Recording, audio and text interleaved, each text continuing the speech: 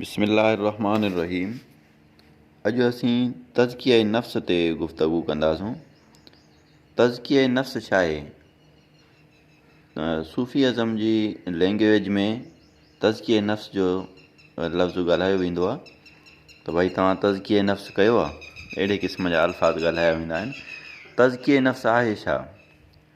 तज़किया नफ़्स तख़्लिक़ू बि अख़लाक़िल्लाह इहो आहे, यानी सुलूक जी राह में तज़किया नफ़्स इहो आहे जो नफ़्स खे औसाफ़ मज़मूमा, औसाफ़ हैवानी खां पाक साफ़ करणु ऐं औसाफ़ महमूदा, औसाफ़ हमीदा जंहिंखे चइजे औसाफ़ मलकी पैदा करणु ऐं नफ़्स अम्मारा खे नफ़्स लवामा ऐं नफ़्स मुतमइना जे औसाफ़ सां मौसूफ़ करणु।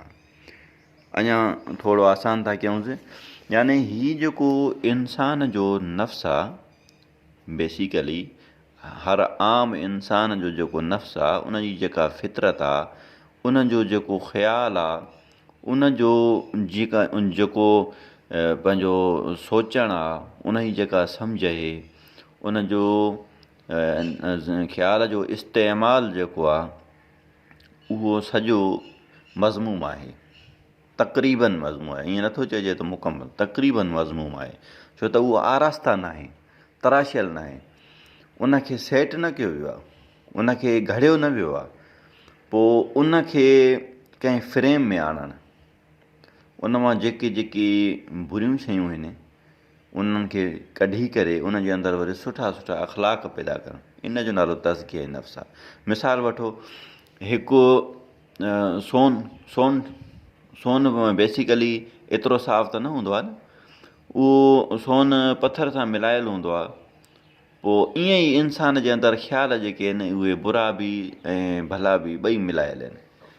उन जे अंदरि जेके औसाफ़ आहिनि, सिफ़तूं आहिनि, उहे ॿई मौजूदु आहिनि।